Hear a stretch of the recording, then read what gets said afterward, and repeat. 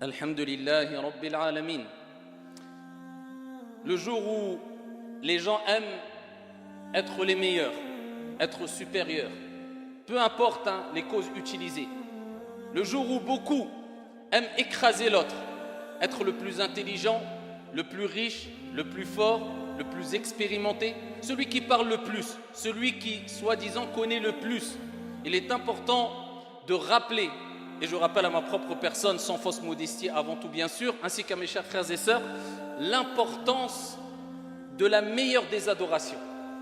Naam, Aïcha radiyallahu anha wa ardaha a appelé la qualité qu'on va citer la meilleure des adorations, comme l'a rapporté Ibn al-Mubarak dans Az-Zuhd et d'autres avec une bonne chaîne de transmission. Aïcha radiyallahu anha wa ardaha a dit la taghfuluna an afdalil ibada. Vous êtes négligents, vous vous détournez, vous ne donnez pas d'importance à la meilleure des adorations, le meilleur acte d'adoration. Et pourquoi pas, alors que cette qualité, cette adoration, eh bien on la retrouve, ou plutôt c'est l'objectif à atteindre à travers d'autres grandes adorations comme on va le voir. De quelle adoration elle parle? Jusqu'à ce que Aïcha a dit c'est la meilleure, et c'est qualitatif et pas quantitatif bien sûr, c'est-à-dire ça fait partie des meilleures, des plus nobles, des plus grandes des adorations. Et elle dit at-tawadu', la modestie. Mais qu'est-ce que vraiment la modestie? Et comment acquérir la modestie? Et quels sont les fruits de la modestie? Et est-ce qu'on a vraiment compris l'importance d'être modeste? Est-ce qu'on est modeste? Est-ce qu'on a donné de l'importance à ce sujet comme il se doit? Comme Aïcha l'a donné, jusqu'à ce qu'elle a dit c'est la meilleure des adorations.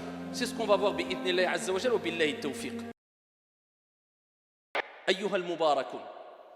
Sachez que le prophète sallallahu alayhi wa sallam a mentionné maintes fois cette qualité de at-tawadu' dans des récits prophétiques authentiques. Et c'est lui-même qui a dit man tawada'a lillahi rafa'ah. Allahumma ij'alna minhum. Il dit celui qui agit avec, on revient vers la modestie, rapporté par Muslim. Celui qui agit avec modestie, c'est-à-dire qu'il ne se sent pas supérieur aux autres. Qu'est-ce que c'est que la modestie? On va laisser les pieux, les vertueux nous donner des définitions qui vont nous laisser bouche bée et nous rappeler, voilà la différence entre eux et nous. Illa man rahimallah. Mais d'abord, le prophète alayhi salatu wassalam, qu'a-t-il dit? Man tawada'a lillah rafa'ah. Celui qui agit avec modestie, c'est-à-dire il ne se sent pas supérieur aux autres. Je suis le meilleur, toi tu ne connais rien. Même si c'est vrai, c'est possible que ça soit le meilleur dans un domaine. Mais le modeste ne le dit pas, le modeste ne le montre pas. Le modeste agit toujours avec retenue, tout simplement parce qu'il sait que c'est ainsi que Dieu va l'élever. Parce que le prophète alayhi salatu wassalam a dit Man tawada'a lillah rafa'a. Celui qui agit avec retenue, modestie, c'est pas moi je connais tout, non, il est discret. Il agit avec discrétion. Tu ne le remarques même pas, bien qu'il ait des capacités bien plus élevées que ceux qui sont autour de lui, mais il reste discret. Eh bien, le prophète dit Rafa'a, c'est qui? Rafa'ahu Allah. Allah Jalla wa ala l'élèvera ici-bas et dans l'au-delà. Et ainsi était le prophète alayhi salatu wassalam. Le prophète sallallahu alayhi wa sallam, c'est celui qui a toujours agi avec modestie. C'est celui qui, quand la personne venait le voir en tremblant, par respect vis-à-vis du prophète alayhi salatu wassalam, il disait calme-toi, calme-toi, je suis juste le fils d'une servante ici qui mangeait de la viande séchée à Médine. Donc c'était quelqu'un de très modeste. Et il n'a cessé de se rabaisser, pas par faiblesse. Attention, la modestie, ce n'est pas une faiblesse, c'est une qualité, c'est une force. Il se rabaissait pour plaire à Dieu et parce qu'il n'aimait pas écraser les gens. Il ne voulait pas se sentir supérieur devant les gens. Et il savait que c'était comme ça que Dieu élevait les gens. Et le prophète alayhi salatu wassalam n'a cessé de vivre avec cette modestie. Tout au long de sa vie, eh bien, nous retrouvons la modestie du prophète alayhi salatu wassalam qui nous donne de grandes leçons aujourd'hui ou au jour où beaucoup d'entre nous aimons être les plus avancés, les meilleurs, les premiers. Peu importe les causes, je dis. Parce que quelquefois être le premier, c'est bien.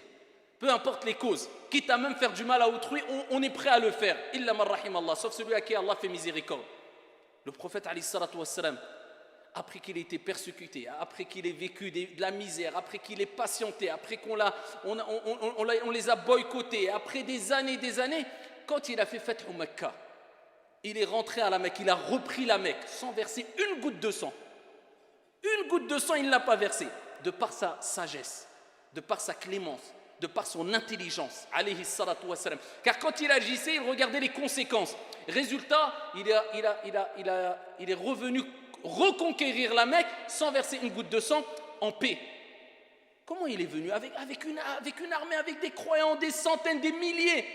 Pensez qu'il est venu en levant la tête et en rabaissant Abu Sufyan et compagnie, qui ont tout fait pour l'écraser. Il a dit, celui qui est dans la maison de Abu Sufyan, fahuwa amin, il est en sécurité. Que ceux qui sont chez eux, femmes, enfants, hommes, ils sont tous en sécurité. Et il est rentré, kama ja'a fi sahih, la tête baissée par humilité vis-à-vis de son Seigneur. Alayhi salatu wassalam. Hana, tu gagnes juste un match de foot avec ton copain, quand tu gagnes, on a l'impression que tu as gagné la finale de la Coupe du Monde. Ah, c'est moi qui je t'ai gagné, akhi. Bien sûr que ça c'est un jeu, c'est un amusement, pas de mal, mais pour vous dire, quel aurait été notre comportement si on avait fait Fath Mecca, on serait rentré avec l'armée comme ça, non, il est la tête baissée, par honte, par humilité, par discrétion, par pudeur envers Allah, et pour rappeler, rien ne vient de moi, il n'y a rien qui vient de moi, tout vient de toi, ya Allah, par modestie, alayhi salatu wassalam. Et c'est celui qui a dit, man tawada'a lillah rafa'a. Est-ce que ça veut dire que, et attention ici, est-ce que ça veut dire qu'on doit se rabaisser, agir avec modestie, humilité devant les gens, afin que Dieu nous élève sur les autres personnes? Ça, c'est un manque de sincérité. Si tu te rabaisses pour que Dieu t'élève, là, ça va à l'encontre de la modestie. Non, tu te rabaisses pour satisfaire Dieu. Tu te rabaisses pour montrer aux gens, je ne suis pas meilleur que vous. Tu te rabaisses par humilité, par bon comportement. Et ensuite, parmi les fruits, ça sera que Dieu t'élèvera, Inch'Allah. Mais ton objectif, ce n'est pas... non, sinon ça va à l'encontre de la modestie. Il faut faire attention. C'est pas je me rabaisse comme ça, je sais qu'Allah va m'élever devant les gens. Non. Le résultat du prophète, alayhi salatu wassalam, c'est quoi? De la vie, du comportement, de la modestie du prophète, alayhi salatu wassalam. C'est que pendant des centaines, des milliers d'années, jusqu'à la fin des temps, chaque jour, il n'y aura pas une seconde où il n'y a pas un être humain sur la surface de la terre qui ne dira pas Muhammad sallallahu alayhi wa sallam. À chaque moment, à chaque instant de la journée, il y a un endroit dans le monde où on fait al-adhan et on dit Ashhadu anna Muhammadan Rasulullah sallallahu alayhi wa sallam. Man tawada'a lillah rafa'ah. Donc toi, ne te dis pas oui mais regarde, ils vont m'écraser. Toi tu le fais pour Dieu. Le reste, c'est Dieu qui s'en occupe. Et c'est pour cela qu'il est important de voir toujours celui qui est en face de toi meilleur que toi. C'est comme ça que réagissaient les pieux et les vertueux. Et c'est eux qui ont donné les meilleures définitions de la modestie. Prenons la parole de Al-Fudayl ibn Iyad, rahimahullah ta'ala. Ils l'ont interrogé sur qu'est-ce que la modestie? Qu'est-ce que l'homme modeste? C'est quoi le modeste? Il dit, c'est de suivre la vérité, de t'y plier, de suivre la vérité après que tu t'es plié à cette vérité. Même si elle vient d'un enfant, même si elle vient d'un enfant ou du pire ou du plus grand des ignorants. Radiyallahu anhum. Regardez comment ils avaient compris la modestie à tawadu. C'est que quand on te montre la vérité, peu importe, même si c'est un enfant, c'est une vérité, eh bien tu prends la vérité et tu suis cette vérité. Tu vas pas dire, c'est pas un enfant qui va me montrer, c'est pas un ignorant qui va me montrer, c'est pas... Abu Huraira, il est revenu avec quoi? Ayatul Kursi. Ça a été un conseil de qui? Un djinn. Qui, quand vous connaissez la longue qissa dans Al-Bukhari, où il l'a attrapé à plusieurs reprises alors qu'il voulait voler les dates qui appartenaient aux musulmans de zakat, etc. À la fin, il lui a dit, lâche-moi et je te dirai qui je suis. Il a dit, je suis shaitan et je vais te donner une chose qui sera bénéfique. Et c'était quoi? Ayatul Kursi, en lui disant que personne ne récite Ayatul Kursi sans qu'il soit protégé, shayatin, ils prennent la fuite. Le prophète, il a dit, c'est un pervers, un grand menteur, mais il a dit vrai. Le conseil est venu de qui? Du diable. Donc, nous, on prend le conseil. C'est ça l'humilité. Il dit, Al-Fudayl, ou bien du plus grand des ignorants. Le plus grand des ignorants, il te donne une nasiha, un conseil qui est vrai, ou bien il y a 1000 mensonges, mais il y a une vérité, prends la vérité. Plie-toi à cette vérité, suis cette vérité. C'est ça le tawadu. Al-Hassan al-Basri, rahimahullah ta'ala, ils n'arrêtaient pas d'insister pour qu'ils leur disent qu'est-ce que la modestie? Dis-nous qu'est-ce qu'il y a, c'est quoi la définition? Jusqu'à ce qu'il a dit, Al-Hassan al-Basri, vous voulez savoir c'est quoi la modestie? C'est an yakhruja rajulan, c'est que rajulun, qu'un homme sorte de sa maison min baytihi fala yalqa musliman illa dhanna annahu khayrun minhu. c'est qu'il sorte de chez lui sans rencontrer un seul musulman en se disant « il est meilleur que moi ». Allah. Eh bien, si on réagissait comme ça, le monde irait beaucoup mieux. Il n'y aurait pas toute cette haine, cette jalousie, cette animosité, cette concurrence dans le mal qu'on retrouve chez les êtres humains de manière générale. C'est quand tu sors de chez toi, tu vois une personne, tu te dis « je suis sûr qu'il est meilleur que moi ». Même si tu as plein de qualités. À titre d'exemple, tu sors, tu vois un enfant. Je veux dire, moi je suis adulte, dis-toi il est meilleur que moi. Pourquoi? Parce que lui, il a fait moins de péché que toi. Il est enfant. Toi, tu as 30 ans peut-être de péché ou 35 ans. Tu vois une personne âgée, dis-toi il est mieux que toi. Pourquoi? Parce que lui, il a accumulé peut-être plus de bonnes actions. Tu vois un pauvre, dis-toi il est meilleur que toi. Pourquoi? Parce que les pauvres entreront au paradis avant les riches. Tu vois un riche, dis-toi il est peut-être meilleur que moi. Pourquoi? Parce que lui, peut-être il a donné des aumônes que moi je n'ai pas pu donner et que je n'ai pas donné. Tu vois, à chaque fois que tu vois quelqu'un qui fait des péchés, dis-toi il est peut-être meilleur que moi parce qu'il a ce péché-là, mais il a d'autres qualités que moi je n'ai pas. Et peut-être son péché va faire qu'il va se repentir et Dieu aime. Inna Allah yuhibbu at-tawwabin wa yuhibbu al-mutatahhirin. Et Allah aime ceux qui se repentent. Donc il sera meilleur que moi. Ça c'est la modestie. Tu vas dire moi je suis meilleur que lui. Bien qu'il y a des moments où le prophète lui-même disait moi je suis celui qui craint le plus Allah. Mais ça c'est des exceptions. C'est pour remettre les choses à leur place quand il y a vraiment intérêt de le faire, sinon il risquerait d'avoir un mal. Mais en règle générale, la modestie. Moi je sais pas. Et après, ça ne relève pas, comme je vous ai déjà dit, comme le Hassan al-Basri et d'autres ont dit, ça ne relève pas de la modestie, le fait de dire devant les gens « Ah, moi je suis nul, moi je suis pauvre, moi je connais rien. » Ça peut-être c'est de la vantardise plutôt que la modestie, pour que les gens disent « Oh, masha'Allah, il est modeste. » Non, faire attention. Et c'est pour ça qu'une qissa rapidement qui me vient à l'esprit, un frère m'a raconté une fois qu'il était sorti avec des frères qui sortent fi sabilillah, et ils ont pris un jeune avec eux. Et le jeune, mskin, il venait de commencer, il entendait la parole d'Allah Azza wa Jal, ils lui ont fait da'wah, ils l'ont appelé à l'islam, etc. Et ils l'ont pris avec eux. Et il dit, je me retrouve avec des gens avec les habits religieux et tout, pour moi c'était des savants. Et ensuite tout le monde se présente. Et chacun disait, moi je suis un tel, etc. Et quand ils se présentaient, chacun disait, moi je suis votre serviteur, le pauvre, le pécheur, un tel. Moi je suis votre serviteur, le faible, un tel. Donc ils se rabaissaient quand ils se présentaient. Lui s'est dit dans sa tête, Ya Rab, Hadak pour moi c'est un savant. Celui-là c'est un savant, il dit, je suis votre serviteur, le faible, le pauvre, l'ignorant, l'égaré. Moi je vais dire quoi?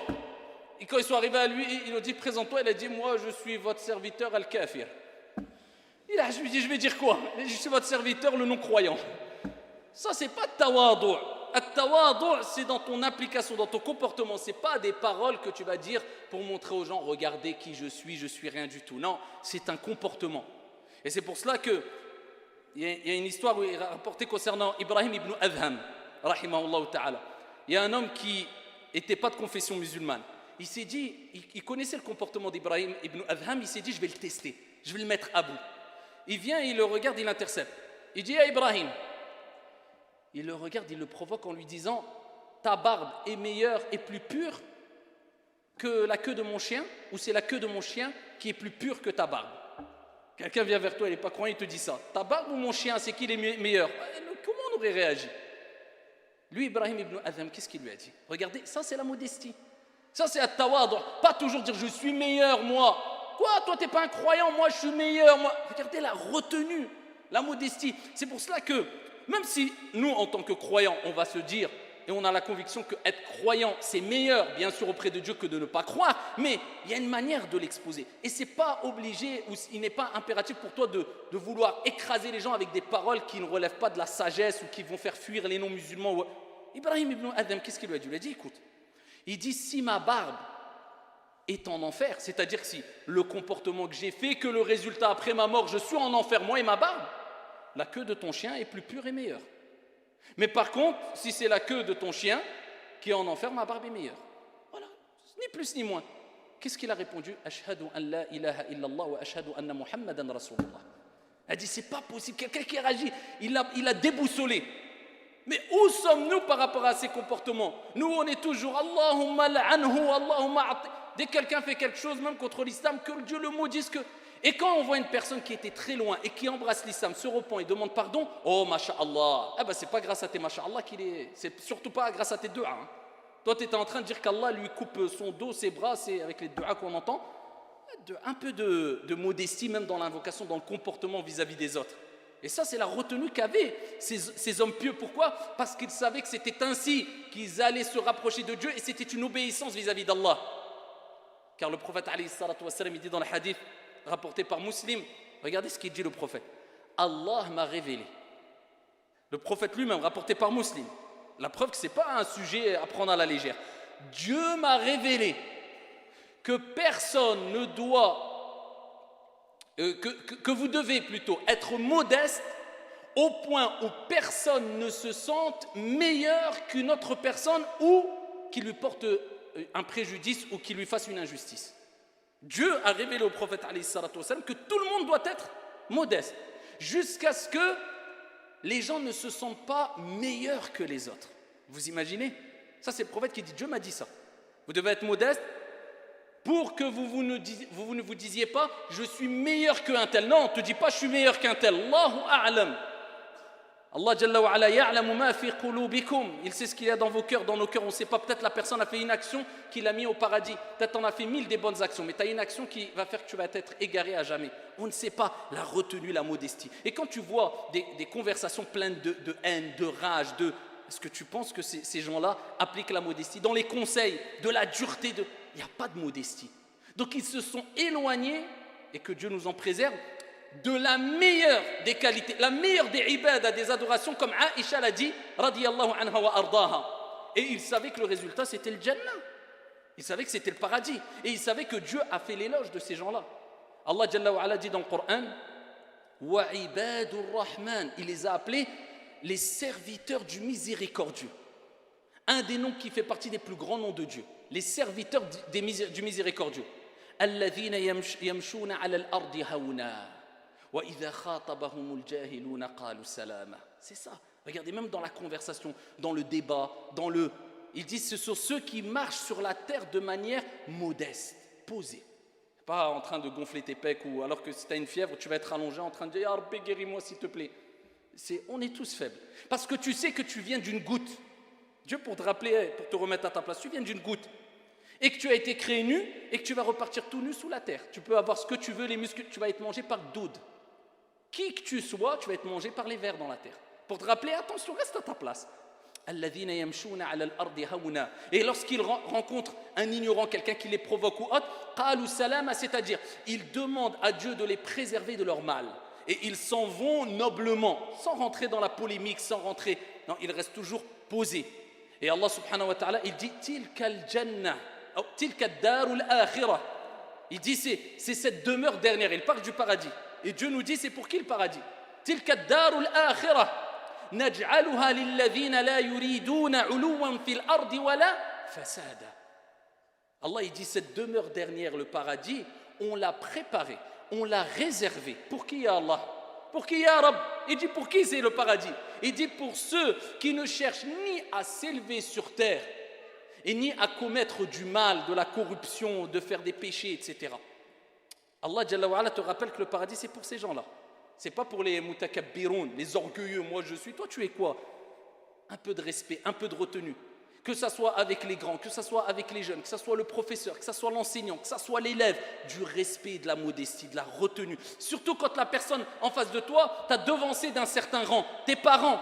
C'est pour ça que Dieu il parle particulièrement des parents, il dit وَاخْفِضْ لَهُمَا جَنَاحَ الذُّلِّ مِنَ الرَّحْمَةِ وَقُلْ رَبِّ ارْحَمْهُمَا كَمَا رَبَّيَانِي صَغِيرًا. Et rabat sur eux l'aile de l'humilité. Regardez les termes qu'il utilise Allah subhanahu wa ta'ala pour nous dire sois très modeste envers ton père et ta mère.